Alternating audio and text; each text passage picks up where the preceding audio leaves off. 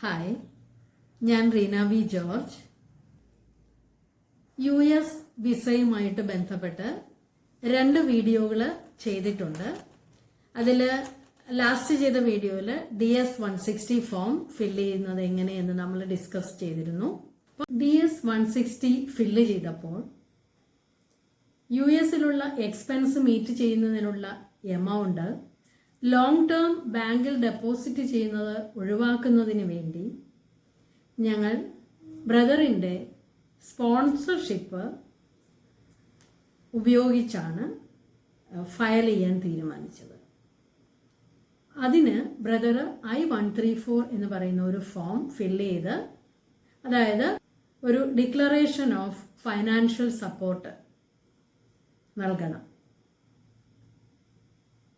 അതിനുള്ള ഫോമാണ് I-134. I-134 filling, അതുപോലെ തന്നെ ബ്രദർ US-ലുള്ള ബ്രദർ നമുക്ക് അയക്കുന്ന ഇൻവൈറ്റേഷൻ ലെറ്റർ എങ്ങനെ പ്രിപ്പയർ ചെയ്യാം, വിസ ഓഫീസർക്കുള്ള ഒരു ലെറ്റർ, ബ്രദറിന്റെ ഒരു ലെറ്റർ ആവശ്യമുണ്ട്, അപ്പോൾ അതെങ്ങനെ തയ്യാറാക്കാം, പിന്നെ നമ്മൾ DS-160 ഫോം ഫില്ല് ചെയ്യുമ്പോൾ ലഭിക്കുന്ന കൺഫർമേഷൻ പേജ്, ഈ 4 സപ്പോർട്ടിംഗ് ഡോക്യുമെന്റ്സിനെ കുറിച്ചാണ് ഈ വീഡിയോയിൽ നമ്മൾ ഡിസ്കസ് ചെയ്യുന്നത്.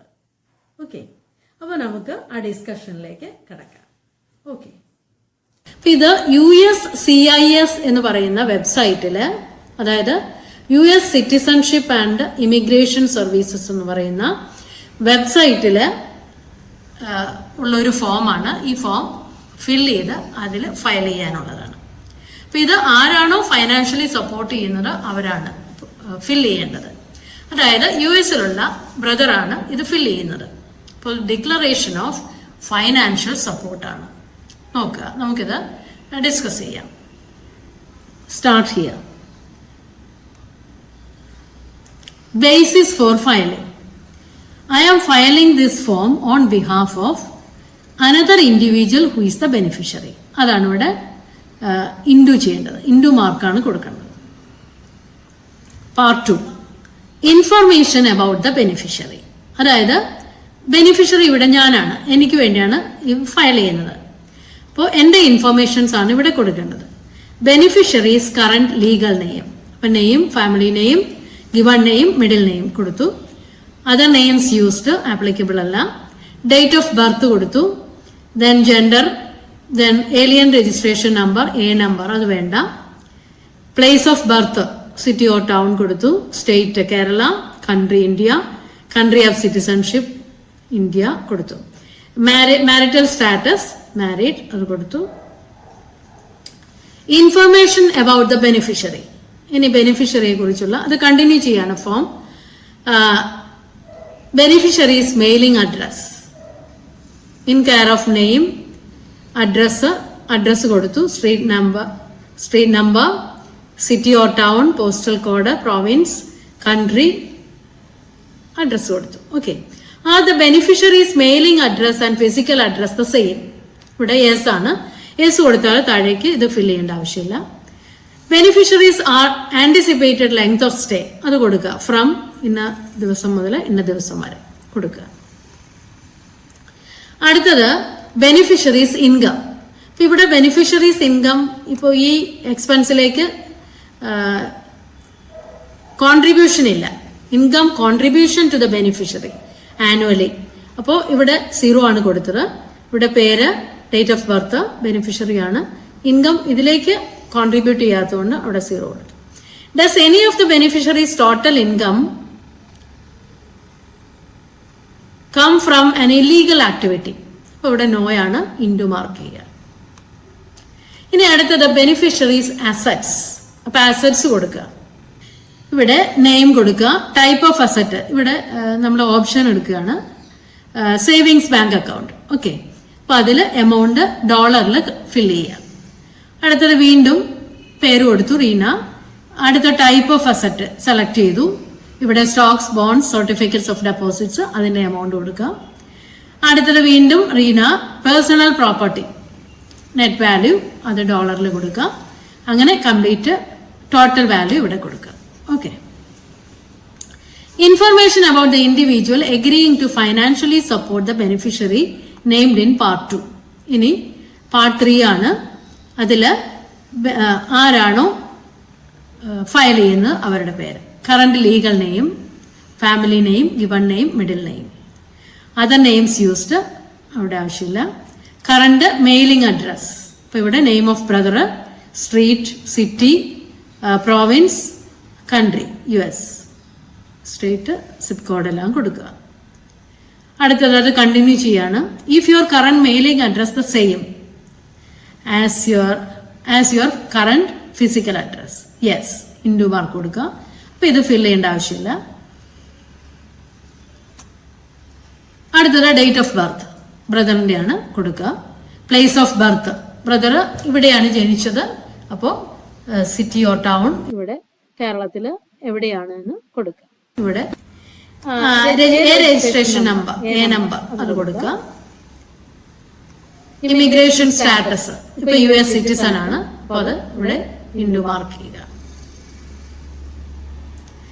ഇനി information about the individual agreeing to financially support the beneficiary named in part 2, അത് കണ്ടിന്യൂ ചെയ്യാണ്. എംപ്ലോയ്മെന്റ് ഇൻഫർമേഷൻ ആണ് ഇവിടെ, ഇപ്പൊ എംപ്ലോയിഡ് ആണ്, അവിടെ ഇൻഡു മാർക്ക് ചെയ്യുക.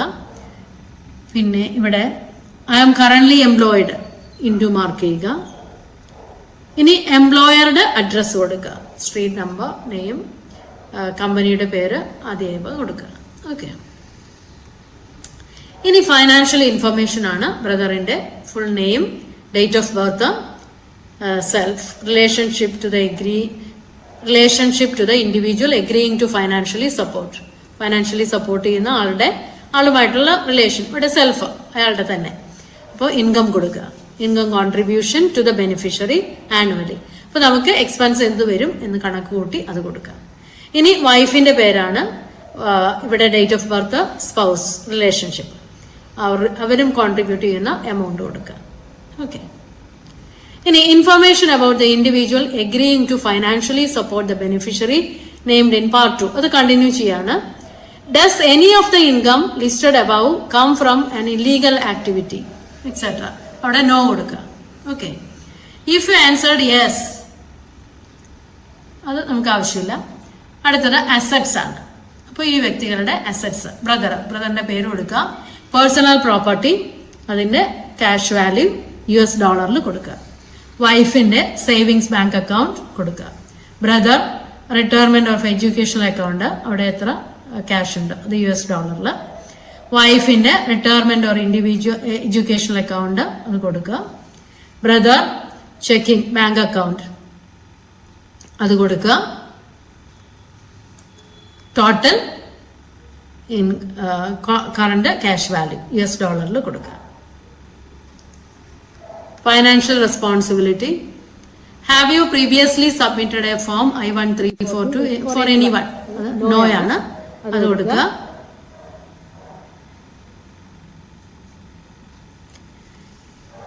Intend to provide specific contributions to the beneficiary. I intend, ഇവിടെ ഇൻഡു മാർക്ക് ചെയ്യുക. ഇനി ഏത് തരത്തിലുള്ള സപ്പോർട്ടാണ് കൊടുക്കുന്നത് അത് കൊടുക്കുക. Room and board, all expense while they are with me, അത് കൊടുക്കുക. ഇനി part 4, contact information, signature of the beneficiary, ഈ filing form on his or her own behalf. അപ്പൊ ഇത് അവർക്ക് വേണ്ടി തന്നെയാണെങ്കിലാണ് അത് വേണ്ട.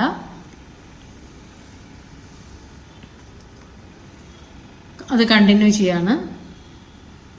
ഇനി part 5, statement, contact information, signature etcetera agreeing to financially support the ബെനിഫിഷ്യറിയെ സപ്പോർട്ട് ചെയ്യുന്നുണ്ടെങ്കിൽ ഈ ഭാഗമാണ് ഫിൽ ചെയ്യേണ്ടത്.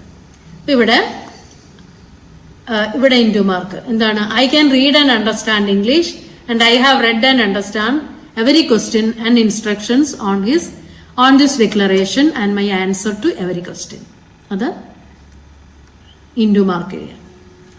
Then next, contact information, telephone number, email address, mobile number, etc. കൊടുക്കുക ബ്രദറിന്റെ.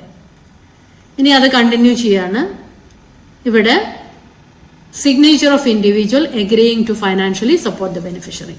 ഇവിടെ സിഗ്നേച്ചർ കൊടുക്കുക, ഡേറ്റ് ഓഫ് സിഗ്നേച്ചർ കൊടുക്കുക. ഓക്കെ. എന്നിട്ട് ഇത് ഫയൽ ചെയ്യണം. ഓക്കെ. ഇനി ഉള്ള ഭാഗങ്ങൾ ഇന്റർപ്രറ്റർ ഉണ്ടെങ്കിലാണ്, അത് നമുക്ക് ആവശ്യമില്ല. ഇന്റർപ്രറ്റർ ആണ് ചെയ്യുന്നതെങ്കിൽ അത് ഫിൽ ചെയ്യേണ്ടി വരും. Okay, other additional information if any, ഇത്രയും കാര്യങ്ങളാണ് ഇതിലുള്ളത്. ഇനി ഇത് ഫയൽ ചെയ്തിട്ട് ഈ സിഗ്നേച്ചർ ഇട്ട പേജ് നമുക്ക് സ്കാൻ ചെയ്ത് അയച്ചു തരും. അതിന്റെ പ്രിന്റ് നമ്മൾ എടുക്കണം. ബാക്കിയുള്ള ഭാഗങ്ങളിൽ ബാക്കിയുള്ള പേജസ് ഇമെയിലായിട്ട് അയച്ച് അത് നമ്മൾ പ്രിന്റ് എടുക്കുക. ഇത് സ്കാൻ ചെയ്ത് സിഗ്നേച്ചർ വരുന്നത് സ്കാൻ ചെയ്ത് എടുക്കണം. സ്കാൻ ചെയ്ത കോപ്പിയുടെ പ്രിന്റ് എടുക്കുക. ഇത് നമ്മൾ സപ്പോർട്ടിംഗ് ഡോക്യുമെന്റ് ആയിട്ട് ഇന്റർവ്യൂവിന്റെ സമയത്ത് നമ്മുടെ കൈവശം ഉണ്ടായിരിക്കണം. ഓൺ ഡിമാൻഡ് നമ്മൾ കാണിച്ചു കൊടുക്കുക, ആവശ്യപ്പെട്ടാൽ മാത്രം. ഓക്കെ, അപ്പോൾ ഇതാണ് ഒരു പ്രധാനപ്പെട്ട ഡോക്യുമെന്റ് ആണ്. ഇതെന്ന് പറയുന്നത് നമുക്ക് DS 160 അപ്ലൈ ചെയ്ത് കഴിയുമ്പോൾ തരുന്ന ഒരു കൺഫർമേഷൻ ലെറ്റർ ആണ്. ഇത് നമ്മൾ ഇന്റർവ്യൂവിന്റെ സമയത്ത് ഹാജരാക്കേണ്ട ഒരു ഡോക്യുമെന്റ് ആണ്. അടുത്ത നമുക്ക് ആവശ്യമുള്ള മറ്റൊരു ഡോക്യുമെന്റ് ആണ് ഇൻവൈറ്റേഷൻ ലെറ്റർ. ബ്രദർ നമ്മളെ ഇൻവൈറ്റ് ചെയ്തുകൊണ്ട് ഒരു ലെറ്റർ തരുന്നു. ഇവിടെ ഡേറ്റ്, ബ്രദറിന്റെ പേര്, അഡ്രസ്, ഇമെയിൽ എക്സെട്ര. 2 ഹസ്ബൻഡിന്റെ പേര്, എൻ്റെ പേര്. ഓക്കെ, ഞങ്ങളുടെ അഡ്രസ്സ്, ഇമെയിൽ അഡ്രസ്സ്. ഇനി ഡിയർ, മൈ ഹസ്ബൻഡിന്റെ പേര് and Reena. Okay, I invite both of you to visit us and attend our house warming function which will be held on, date കൊടുക്കുക, in the USA with us. We have planned to visit famous tourist places of your interest. It will also be an opportunity for you to see and experience the American culture and lifestyle. I will be taking care of your accommodation expenses while you are in the United States, including the food, house, medical insurance, and all your other personal expenses. Herewith, I am sending all the required documents for getting the necessary tourist visa from the US Consulate, Chennai Consulate. Sincerely, ബ്രദറിന്റെ name ഉണ്ട്. അപ്പൊ ഇത് brother ഞങ്ങൾക്ക് അയക്കുന്ന ഒരു invitation letter ആണ്. അപ്പൊ ഇതും നമ്മൾ കൈവശം വെക്കേണ്ട ഒരു ഡോക്യുമെന്റ് ആണ്, സപ്പോർട്ടിംഗ് ഡോക്യുമെന്റ് ആണ്. ഇത് ബ്രദർ വിസ ഓഫീസർക്ക്, കോൺസുലേറ്റിലുള്ള വിസ ഓഫീസർക്ക് എഴുതുന്ന ഒരു ലെറ്റർ ആണ്. ഇതും ഒരു സപ്പോർട്ടിംഗ് ഡോക്യുമെന്റ് ആണ്.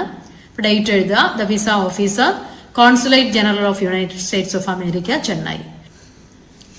ഡിയർ ഓണറബിൾ കോൺസുൽ, ഇതെന്റെ ഹസ്ബൻഡിന്റെ പേര്, passport number, born on, date of birth കൊടുക്കുക, phone number. Reena, for passport number, born on, date of birth കൊടുക്കുക, phone number. My name is, ബ്രദറിന്റെ പേര്, ബ്രദർ, റിസൈഡിംഗ്, അഡ്രസ് കൊടുക്കുക.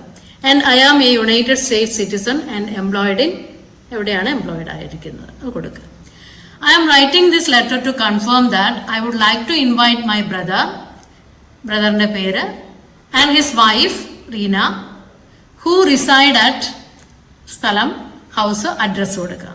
Okay, the purpose of their visit is to attend the housewarming function at my residence on December, here കൊടുക്കുക. Along with the function to attend, they also intend to visit some places of their interest in the USA. The duration of their stay will be for about a month from December, date 2023 to January 2024. Okay. During their visit in the United States, they will stay along with me, my wife and son at my home at the address stated above. I will be responsible for their accommodation expenses while they are in the United States, including the food, housing, medical insurance, and all other personal expenses. Upon the termination of their visit, they will return to Kerala. Then my husband in the pair and Reena will be presenting this letter to you together with other evidence to establish their close ties with India and to assure you that they will return prior to the expiration of their stay in the United States. Your kind consideration of this request will be highly appreciated. Yours truly, ബ്രദറിന്റെ പേര്, address, email address. Okay, ഇത് കോൺസുലേറ്റിലേക്കുള്ള visa ഓഫീസർക്കുള്ള ഒരു ലെറ്ററാണ്. അപ്പൊ ഇവിടെ നമ്മൾ discuss ചെയ്ത supporting documents I-134, invitation letter, consulate ജനറലിനുള്ള ഒരു letter, confirmation page DS-160. Okay, ഇത്രയും കാര്യങ്ങൾ നമ്മൾ ഈ വീഡിയോയിൽ ഡിസ്കസ് ചെയ്തു. ഇത് ഇന്റർവ്യൂവിന് നമ്മൾ കൈവശം വെക്കേണ്ട രേഖകളാണ്. ഓക്കെ, ഇനി വേണ്ട സപ്പോർട്ടിംഗ് ഡോക്യുമെന്റ്സിനെ കുറിച്ച് നമുക്ക് അടുത്ത വീഡിയോയിൽ സംസാരിക്കാം, ഇന്റർവ്യൂവിനെ കുറിച്ചും. Thank you very much. അതോടൊപ്പം ചാനൽ സബ്സ്ക്രൈബ് ചെയ്ത് ഷെയർ ചെയ്ത് സപ്പോർട്ട് ചെയ്യുക. Okay, thank you very much.